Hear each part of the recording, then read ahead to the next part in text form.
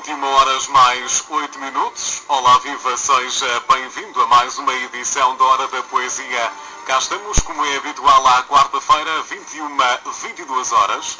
Um espaço de poesia, de boa conversa, um espaço que já se habituou a ouvir. Acompanha-nos Conceição Lima. Olá, Conceição Lima, boa noite. Olá, boa noite.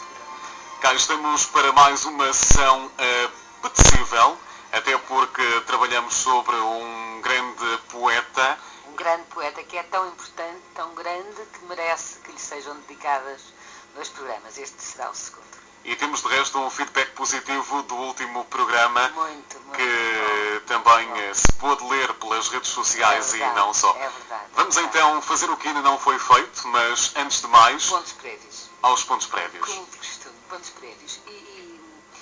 Vou começar com anúncios para depois dizer alguns poemas. E então o primeiro anúncio é de que na próxima sexta-feira, dia 22, teremos cá em Vizela, a seu próprio convite, uma poetisa que vem do Fundão, Maria Nazaré Ferreira Gonçalves, e que apresentará o seu livro Afagos de Alma. No sábado, a Hora da Poesia vai deslocar-se ao Convívio Guimarães para ler trechos de um livro belíssimo de Maria João Saraiva, que vem de Lisboa, que vai fazer a apresentação, de um livro que se chama Imigrei, chove música nas minhas mãos. Será que os pássaros também partem tristes? É sobre a temática da migração, mas num conteúdo poético fantástico. Todos convidados a poderem estar presentes, se entenderem. E agora sim, para o segundo ponto, falar dos poemas que me chegam às mãos ou que, por uma outra ou por qualquer outra razão, eu me tenha comprometido a dizer. E há um deles que é assim, já há muito tempo que eu me tinha comprometido a dizer. O primeiro que eu vou dizer-vos hoje é de Nádia Bento. A Nádia Bento é uma menina de 11 anos, já não é a primeira vez que ouvimos falar dela, mas chegou-me um novo poema, belíssimo, e Nádia, se me ouves, cada vez melhor, está mais bem escrito ainda. Tu já escreves muitíssimo bem para a idade que tens, mas este está ainda mais poético, cheira mesmo a poesia. Então eu vou dizer: sou uma folha. Sou uma folha, aventure-me pelos caminhos mais bonitos e longínquos que alguma vez possas imaginar. O meu amigo vento põe-me no seu dorso a voar e leva-me para longe do mundo. Sou livre e é assim que gosto de estar. Sou uma folha, rebelde e sonhadora, cantarolando e dançando ao som das histórias que as nuvens vão contando. Quando a chuva cai serena, gosto de a apreciar. Sou uma folha castanhinha com vontade de viajar.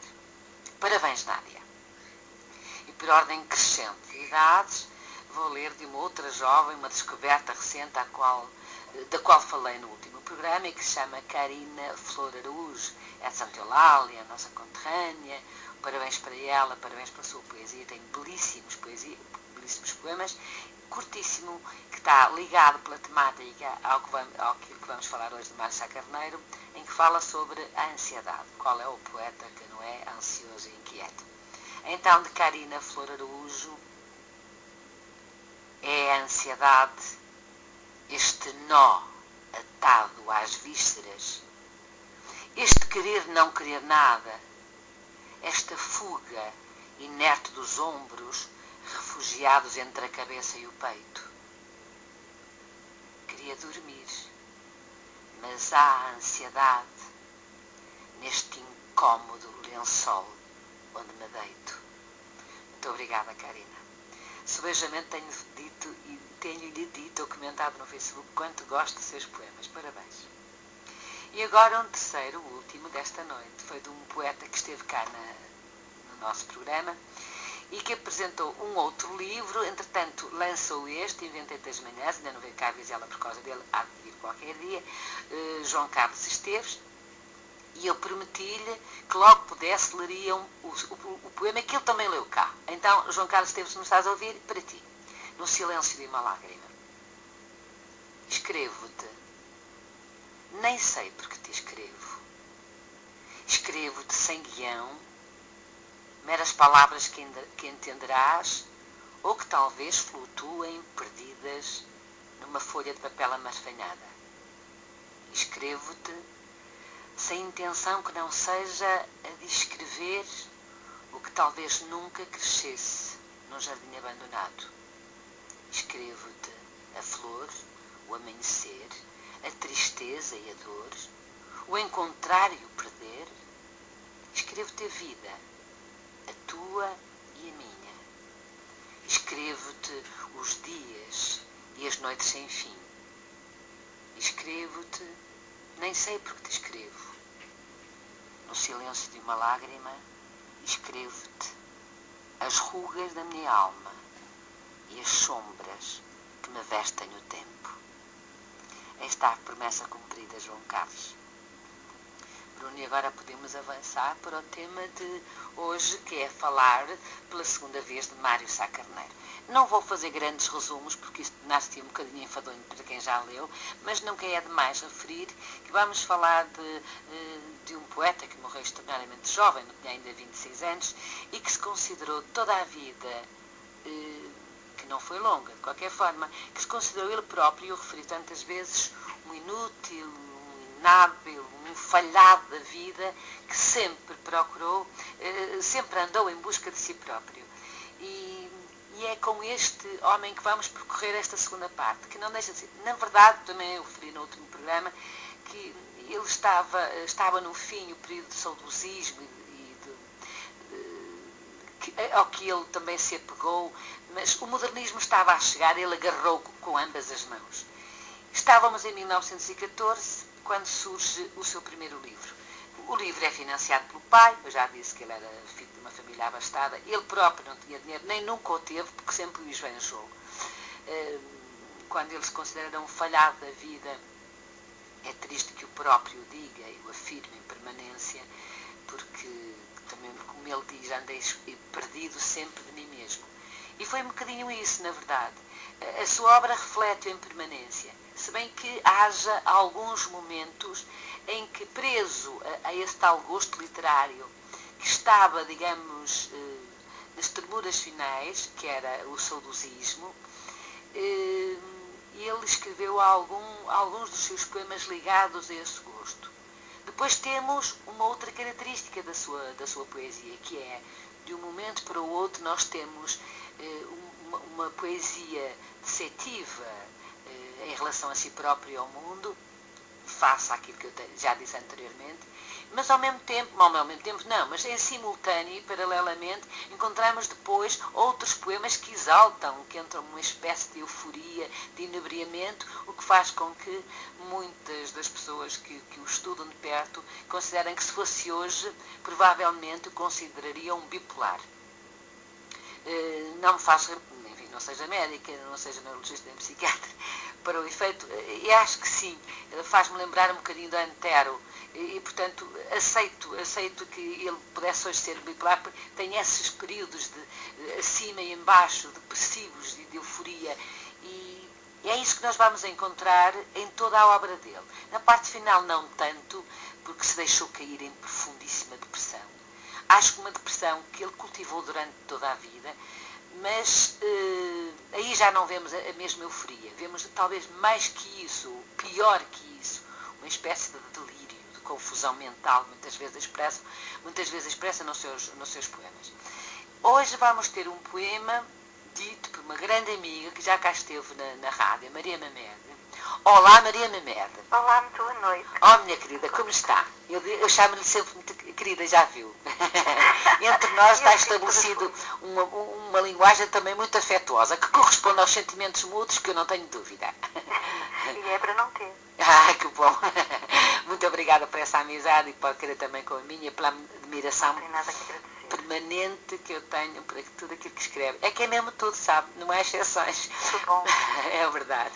Mas além de gostar muito daquilo que escreve, também gosto muito de ouvir dizer. E hoje convidei-a, tenho muito gosto em tê-la cá connosco, a dizer um poema que eu já disse na primeira parte, mas tenho muito gosto que repita nesta segunda, porque aí começamos logo no início do programa a perceber esta mente de Mário Sá Carneiro. Se calhar vamos ouvir, não, Maria Mamed? Muito bem. Então vamos. É o recreio. O recreio. Na minha alma há um balouço que está sempre a balouçar. Balouço à beira de um poço, bem difícil de montar. E um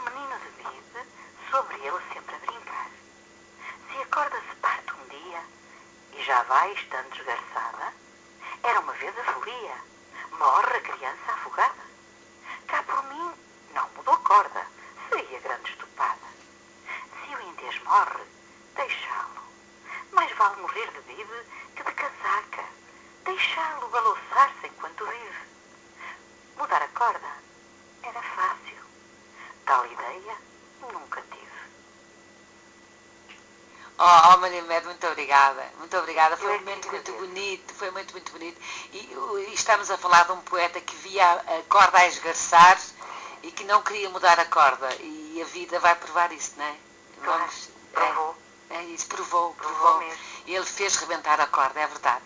Olha, Maria Médio, um beijinho muito grande para si. O programa corre, não podemos demorar muito, mas vai um beijinho, está bem? Muito obrigada. Grande e muito obrigada. Tá, muito obrigada, Boa muito noite, obrigada. com licença. Então, estamos nós, pronto, imbuídos já do espírito que nos leva à poesia de Márcio Sá Carneiro.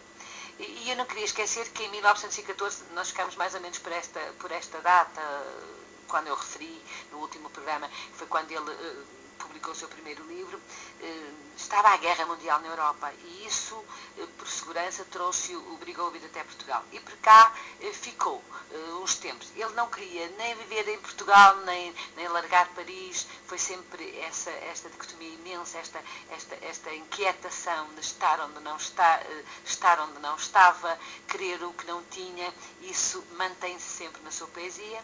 Mas a verdade é que a distância de Portugal lhe doía, quer a saudade de Lisboa, quer a saudade da família, quer a saudade dos amigos. E havia um amigo especialíssimo, que foi o amigo de sempre para a vida, que foi Fernando Pessoa, com quem ele desabafava. E na verdade, ia dando nessas cartas, além de dicas sobre as mudanças que iam surgindo na Europa, quer políticas, quer particularmente ligadas aos movimentos literários, e por isso daí a sua adesão ao futurismo, foi ele que começou a trazer o gosto para cada adesão ao modernismo, ao futurismo, e era apesar do que ia contando ao Fernando Pessoa, que apesar de tudo ele trazia as novidades, mas deixava sempre que o Fernando Pessoa fosse o seu mentor, e foi, na verdade, foi sempre o seu mentor, apesar de tudo. Juntos fizeram a geração de Orfeu, também já o referi, criaram a revista Orfeu, foi depois logo a seguir em 1915, que é da responsabilidade deste grupo, o Almada Negreiros também, e a adesão estava feita a esse mundo do futurismo. Nós vamos ter agora a hipótese de ouvir um poema dito por uma outra voz belíssima, que também já conhecemos no programa de outros momentos, de outros poetas, de Ana Albergaria, que vai dizer-nos um poema muito conhecido de Márcio Sá Carneiro. Não o mais conhecido, mas um dos mais conhecidos, que se chama Estátua Falsa.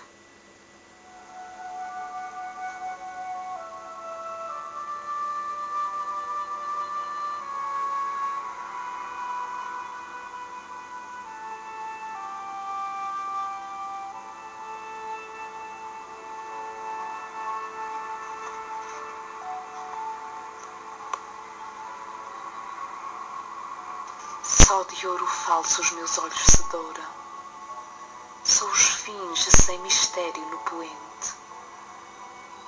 A tristeza das coisas que não foram na minha alma desceu veladamente. Na minha dor quebram-se espadas de ânsia, gomos de luz em trevas se misturam. As sombras que eu dimano não perduram como ontem. Para mim, hoje é distância.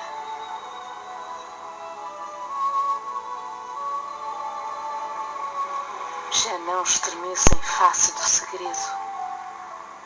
Nada me aloira já, nada me aterra. A vida corre sobre mim em guerra. E nem sequer um arrepio de medo. Sou estrela ébria que perdeu os céus. Serei a louca que deixou o mar. Sou templo prestes a ruir sem Deus. Estátua falsa, ainda erguida ao ar.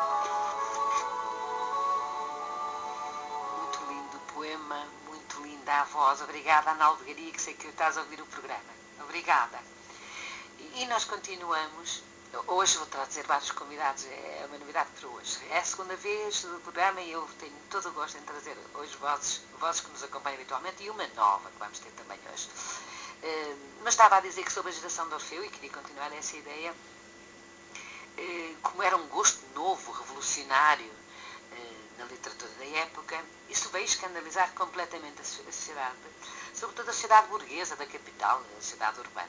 E esse escândalo inundou, na verdade, os cafés, as tertúlias, o que lhes valeu, e naturalmente o Mário Sá Carneiro, a chacota, o desprezo sociais completos. Eram, como eu disse a última vez, chamados por os poetas paranoicos. Hoje, que estamos à distância de muitos anos, sabemos que não foi bem assim.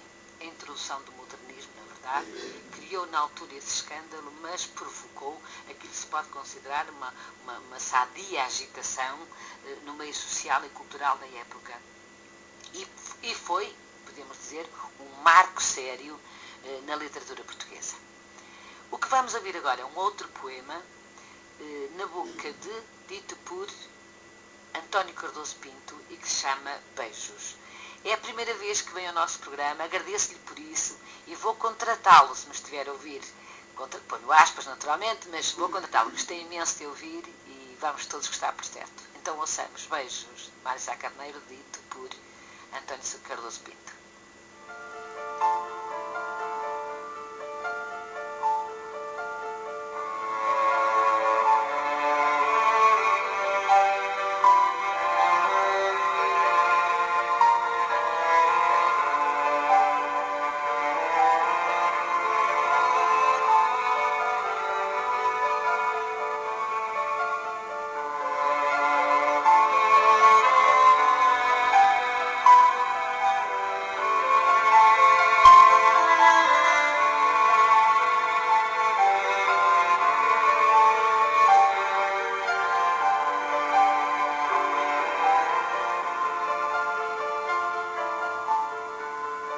Beijar. Linda palavra. Um verbo regular que é muito irregular nos tempos e nos modos. Conheço tanto beijo e tão diferentes todos. Um beijo pode ser amor ou amizade ou mera cortesia. E muitas vezes até, dizê-lo é crueldade. É só hipocrisia. O doce beijo de mãe é o mais nobre dos beijos. Não é beijo de desejos. Valor maior ele tem. É o beijo cuja fragrância nos faz secar na infância muita lágrima, feliz. Na vida esse beijo puro é o refúgio seguro, onde é feliz o infeliz. Entre as damas, o beijo é praxe estabelecida, cumprimento banal, ridículos da vida. Como passou, está bem? O seu marido? Saúde. E o seu, Dona Mafalda? Agora menos mal, faz um calor que escalda, não acha? Ai, Jesus, que o tempo aborrecido. Beijos dados assim, já um poeta o disse, beijos perdidos são. Perder beijos, que tolice, porque é que a mim os não dão? O Osculum Pacis dos cardeais é outro beijo de civilidade. Beijos paternos ou fraternais são castos beijos, só amizade. As flores também se beijam em beijos incandescidos, muito embora se não vejam os ternos beijos das flores. Há outros beijos perdidos, aqui mesmo. Há aqueles que os atores dão a esmo e a granel, porque lhes marca o papel. Mas o beijo de amor sossega o espectador, não fica no tinteiro. Guardei-o para o fim por ser o verdadeiro. Com ele, agora arremeto, e como é o principal, vai apanhar um soneto magistral. Um beijo de amor é delicioso instante, que vale muito mais do que 1 milhão de vidas. É bálsamo que sara as mais cruéis feridas. É turbilhão de fogo. É espasmo delirante. não é um beijo puro, é beijo estonteante, pecado que abre o céu às almas doloridas. Ah, como é bom pecar com as bocas confundidas, num desejo brutal de carne palpitante. Os lábios sensuais de uma mulher amada dão vida e dão calor. É vida desgraçada, a do feliz que nunca um beijo neles deu. É a vida aventurosa, a vida de tortura, daquele que com a boca unida à boca impura da sua amante querida, amou, penou, morreu. Desejava terminar a beijar a minha amada, mas como não tenho amada, Vocência é que vai pagar. Não se zangue, a sua face consinta que eu vá beijar. Um beijo pede-se e dá-se, não vale a pena corar.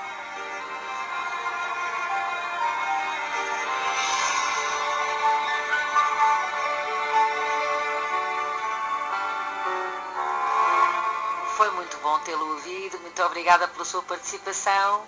Que bom, vamos ouvi-lo mais vezes, espero eu. E nós continuamos então no percurso, com o percurso de Mário Sá Carneiro.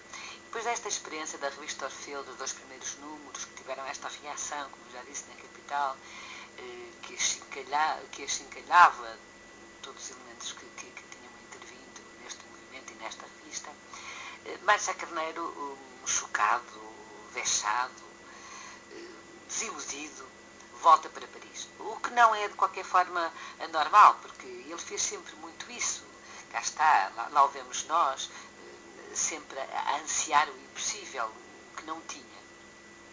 Na altura o pai não lhe pagou o terceiro número que estava previsto sair da revista Orfeu, e isso foi um golpe. Ele estava habituado a que o pai, de certa forma, fosse aparando a sua vida, da parte económica, que era bastante desregrada, e desta vez isso não aconteceu. O pai ausentou-se em negócios para Lourenço Marques e ele regressa a Paris. Paris, ao sítio onde vivia, mas que vai fazer nesta parte onde entramos mais ou menos para esta época, a partir de 1916, 1917, uma vida que começa a ser desregrada. Já falei no último programa dos grandes excessos ligados às drogas, ao sexo, ao álcool. É, na verdade, numa vida completamente desregrada, escolhida. Era aí que punha a sua evasão, era para aí que se aninhava como fuga. A crise financeira é evidente que não deve ter ajudado nada, deve ter contribuído muito para acentuar as suas crises. E ele, quando escreve, entre as muitas cartas, que eu aconselho a leitura a quem quiser, curiosamente, poder conhecer um bocadinho mais do conteúdo das cartas que Mário Sá Carneiro e vice-versa. Fernando Pessoa dirigia também a Sá Carneiro, porque foram amigos toda a vida e despejaram a alma um ao outro, sem dúvida nenhuma. E ele dizia ao seu eterno amigo Fernando Pessoa: confessa-se um homem perdido num labirinto de si. E é isso que acontece. Ele entra na crise que vai conduzi-lo ao fim, da qual nunca mais se levantará, embora tenha consciência de que entrou nela. Consciência e quase desejo de que a vida seja assim e de que acabe da maneira como acabou. Deixou-nos um dos últimos poemas que ele escreveu, chama-se Crise Lamentável. Nada melhor para estar ligado à crise que falamos, a essa tal crise moral que o afeta em permanência, mas que se acentua mais nesta fase. Então o poema que vamos ouvir chama-se Crise Lamentável.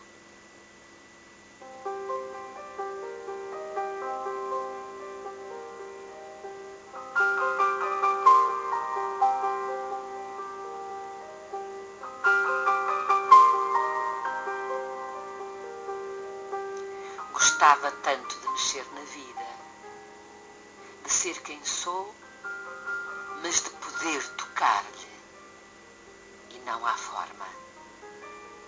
Cada vez mais perdida, a destreza de saber pegar-lhe.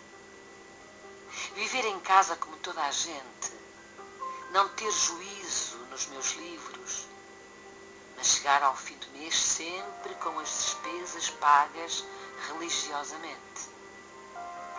Não ter receio de seguir pequenas e convidá-las para me pôr nelas. À minha torre ebúrnea abrir janelas, numa palavra, não fazer mais cenas. Ter força um dia para quebrar as roscas desta engrenagem que emperrando vai. Não mandar telegramas ao meu pai, não andar por Paris como ando às moscas. Levantar-me e sair, não precisar de hora e meia antes de vir para a rua. Pôr termo a isto de viver na lua, perder a ferruce das correntes de ar. Não estar sempre a bolir, a quebrar coisas por causa dos amigos que frequento. Não me embrenhar por histórias duvidosas que em fantasia apenas argumento. Porque tudo em mim é fantasia alada. Um crime que nunca se comete e sempre o oiro em chumbo se derrete por meu azar ou minha zoina suada.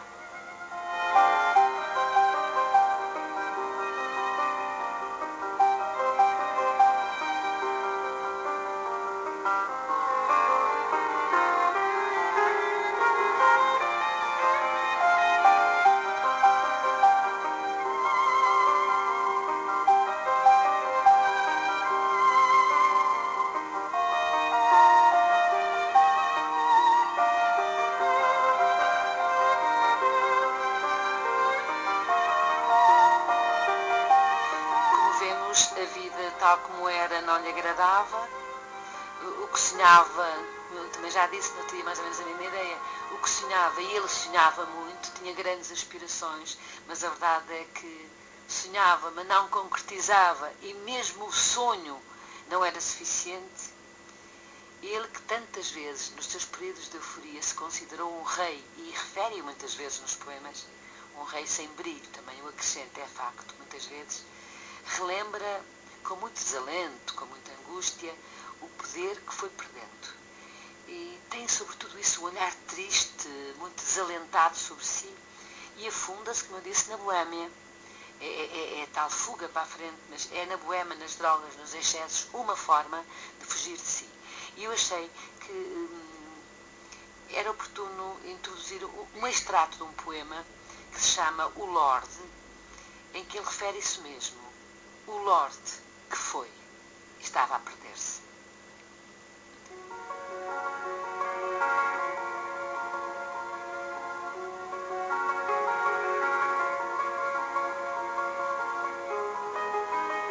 Lorde que eu fui das Escócias de outra vida, hoje arrasta por esta a sua decadência, sem brilho e equipagens.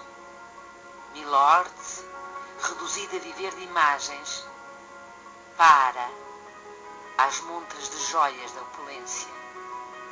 Olha as praças, rodeia-as. Quem sabe se ele outrora teve praças como esta, e palácios, e colunas, longas terras, quintas cheias, iates por mar fora, montanhas e lagos, florestas e dunas. Por isso, a sensação em mim, fincada há tanto, de um grande património algures haver perdido. Por isso, o meu desejo astral de luxo desmedido e a cor na minha obra, o que ficou do encanto.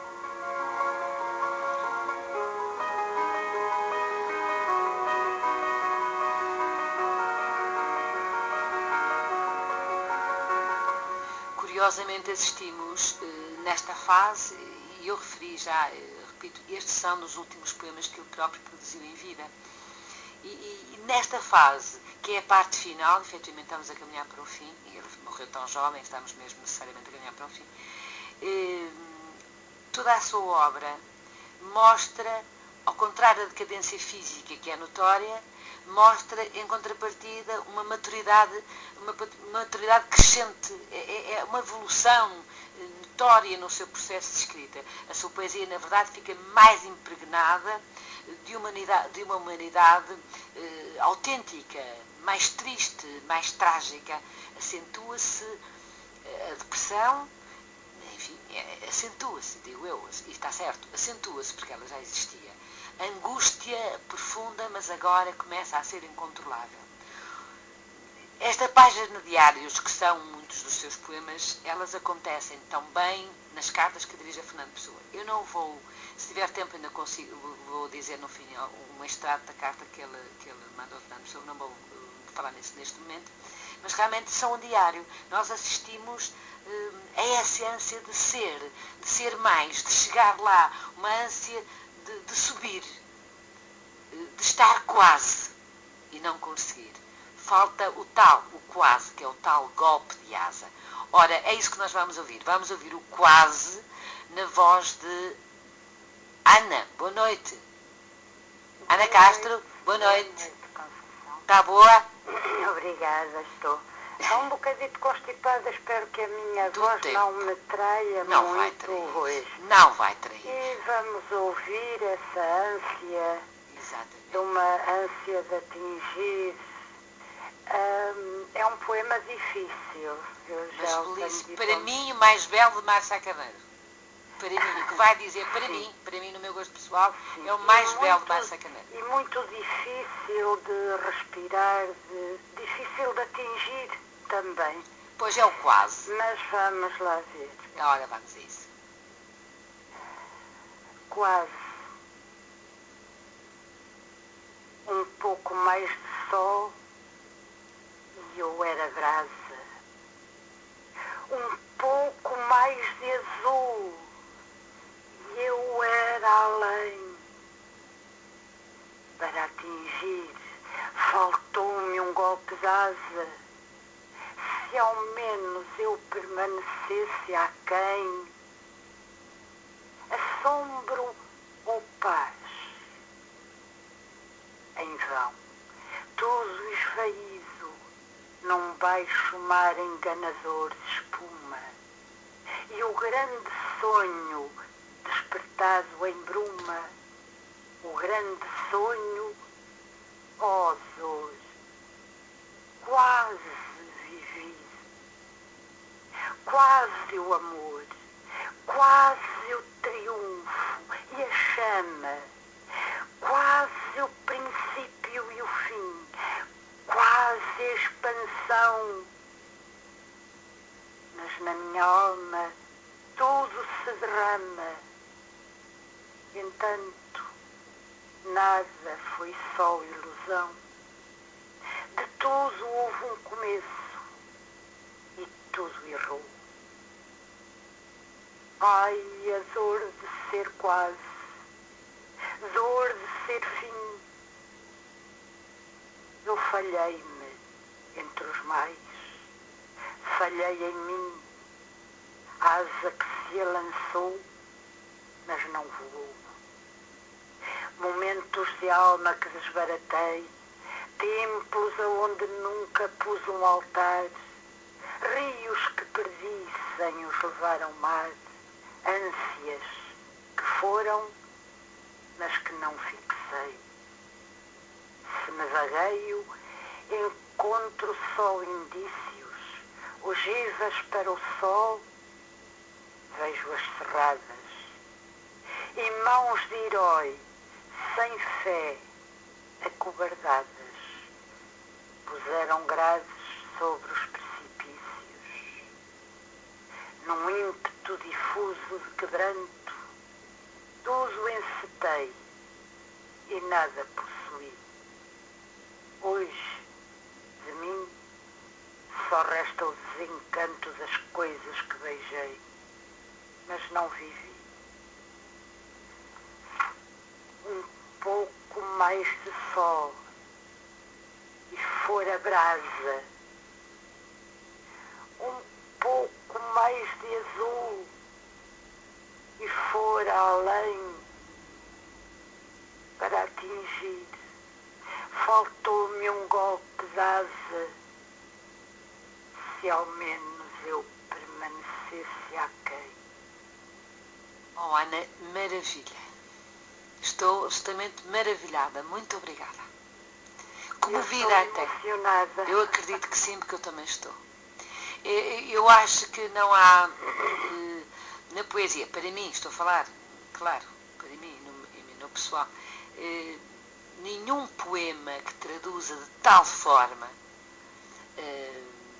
a sua forma de pensar, a sua forma de encarar a vida, encetar tudo e nada terminar. E uma forma Quase. de ansiar a perfeição Sim, e sim. de ansiar este além, este querer ser o além mesmo. Sim. É Olha, foi lindíssimo, muito foi tocante. um momento belíssimo, muito obrigada, foi um momento belíssimo e gostei imenso. Eu também adoro o poema, adoro ouvi-la dizer, portanto, as duas coisas concentradas, foi um momento bonito. Muito obrigada, Ana. Obrigada, Ana. Até à próxima, muito obrigada. Efetivamente, eu tenho mesmo que tomar fôlego para continuar, porque é verdade que foi um momento muito bonito. Oxalá todos o tenham entendido como eu, porque francamente me emocionei.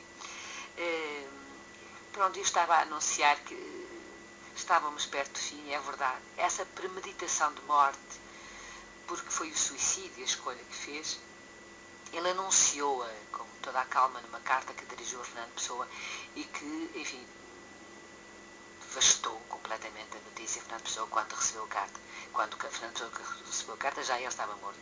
Ele anuncia-lhe isso e pede-lhe que guarde envie-lhe muitos poemas com essa carta, fala-lhe da sua decisão, de dias depois, numa segunda-feira, dia 3, e foi o que aconteceu, por tema à vida, e assim o fez. Pediu-lhe, entretanto, que recolhesse todos os poemas, enviando-lhe nessa altura também já muitos deles, o que também aconteceu. Fernando Pessoa fez isso, na verdade, mas não viu publicados, eles só apareceram depois da morte de Fernando Pessoa em 1937.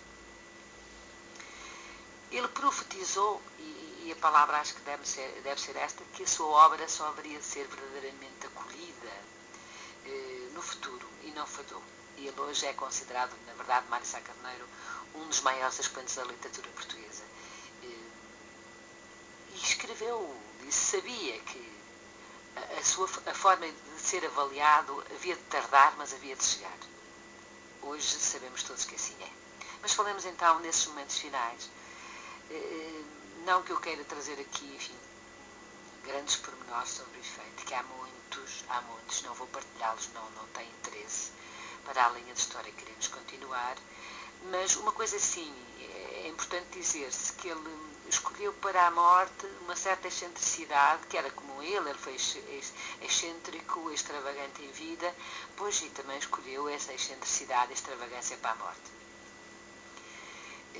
Um detalhe que eu vou partilhar, e fico-me por aqui, ele convida um amigo para assistir à sua agonia e suicida-se com 5 frascos de estricnina num hotel Montmartre, em Paris. E o amigo assistiu, a seu pedido, assistiu a todos estes momentos de agonia. Como disse, isso arrasou o resto de suas amizades, em particular Fernando Pessoa. Ele que também era dominado, portanto, das crises existenciais, de que falaremos quando tratarmos de Fernando Pessoa, que também conhecia ele próprio o tédio e a angústia que assolavam o seu amigo Mário Sá Carneiro, dedicou-lhe um belo texto a que chamou gênio não só de arte, como da inovação dela. Não vou ler tudo, mas acho que esta frase é de justiça que fica connosco. E utilizou um aforismo que já existia, enfim, um aforismo antigo de Plauto, que é muito conhecido, mas que ele utilizou ao referir-se a Mário Sá Carneiro. Morre jovem o que os deuses amam. E assim é, Mário Sá Carneiro ficou-lhe a ideia de nunca ter cumprido o seu destino, porque, como vimos, ele não conseguiu ajustar-se à vida, viveu o drama em permanência de se achar um falhado na vida, e assim a morte foi a única saída que viu para si próprio. Dessa carta que mandou a Fernando Pessoa, não te importa, quanto tempo temos para... Não sei se posso ler tudo. 11 minutos. Ainda podemos. Eu vou ler-vos um extrato da carta que ele mandou, sem detalhes, mas para que percebamos um bocadinho melhor dessa mente perturbada, com certeza, mas consciente do que tinha escolhido. Que diz o seguinte: a menos de um milagre, na próxima segunda-feira 3, ou mesmo na véspera, o seu Mário de Sá Carneiro tomará uma forte dose de estricnina e desaparecerá deste mundo. É assim tal e qual. Mas custa-me tanto escrever esta carta pelo ridículo que sempre encontrei das cartas de despedida. Não vale a pena lamentar-se, meu querido Fernando. Afinal, tenho o que quero, tenho o que sempre quis e, em verdade, eu já não faço nada por aqui. Já dei o que tinha a dar. Eu não me mato por coisa nenhuma. Eu mato-me porque me coloquei pelas circunstâncias, ou melhor, fui colocado por elas numa áurea temeridade, numa situação para a qual, a meus olhos, não há outra saída. Antes assim. É a única maneira de fazer o que devo fazer. Vivo há 15 dias uma vida com que sempre sonhei. Tive de tudo durante eles. Vivi com o histerismo do ópio, as luzes rezebradas, os mosqueiros roxos da ilusão. Podia ser feliz mais tempo. Tudo me corria, mas não tenho dinheiro. E fico-me por aqui. Porque é uma despedida que faz com muito mais, enfim, fico-me por aqui na carta longa que escreveu a Fernando Pessoa, e dá-se então a queda, que é a sua morte. Há um poema que refere também a este momento, previsto, é evidente à distância, que ele chamou a queda, e que eu vou dizer. A queda. E eu que sou o rei de toda esta incoerência, eu próprio, turbilhão, anseio por fixá-la e giro até partir. Mas tudo me resvala em bruma e sonolência. Se acaso em minhas mãos fica um pedaço de ouro, volve-se logo falso, ao longe o arremesso. Eu morro de desdém em frente de um tesouro, morro à míngua de excesso. Alteio-me na cor à força de quebranto, estendo os braços da alma e nem num espasmo venço. Peneiro-me na sombra, em nada me condenso, agonias de luz eu vibro ainda em tanto. Não me pude vencer, mas posso me esmagar. Vencer às luzes é o mesmo que tombar. E como ainda sou luz, num grande retrocesso, em raivas ideias ascendo até ao fim. Olho do alto o gelo, ao gelo me arremesso. Tombei e fico só, esmagado sobre mim. Acho que é o adeus possível do próprio Mário de Sá Carneiro, hoje, para a noite de hoje, à vida que terminou tão abruptamente, tão jovem, mas que foi uma opção. Foi este o caminho escolhido. Portanto, como eu já disse, em 1937 surge então um livro que é a compilação dos poemas que andavam dispersos e para o qual Fernando Pessoa contribuiu em grande parte, a que foi chamado Indícios de Ouro. Só mais tarde, já em 1946, é que a sua poesia foi completamente reunida, totalmente reunida, compilada toda, porque ela, na verdade, continuava dispersa, apesar do esforço de Fernando Pessoa, que como disse, não assistiu ao seu aparecimento. Ele viveu durante a sua infância, se bem nos lembramos, em Camarate, e Camarate, quando a sua morte, dedicou-lhe uma homenagem sinceríssima da parte da terra, mas ele dedicou também a Camarate alguns dos poemas que escreveu. Não nos esqueçamos que viveu lá na Quinta da Vitória com seus avós, onde passou toda a sua infância e grande parte da sua adolescência, e o seu nome chegou ao mundo, além de Camarate, que o homenageou, chegou ao mundo, e também a Adriana Calcanhoto cantou com o outro. Não vamos ter tempo de ouvir, vamos ter tempo de ouvir Já não. Pronto, então vamos nos despedir e dizer que de hoje a 8 vamos receber uma poetisa que vem, que eu referi já há bocado na introdução, nos pontos prévios, Maria João, venha a Guimarães ao convívio apresentar uma obra, não a que eu vou explorar com ela, apresentar com ela aqui no programa, a que vai ser no programa de hoje a 8, com Maria João Saraiva, chamar-se-á A Dor que Me Deixaste. Então é com ela que ficaremos na próxima semana. Boa noite a todos, muito obrigada por nos terem acompanhado. Rádio Vizela.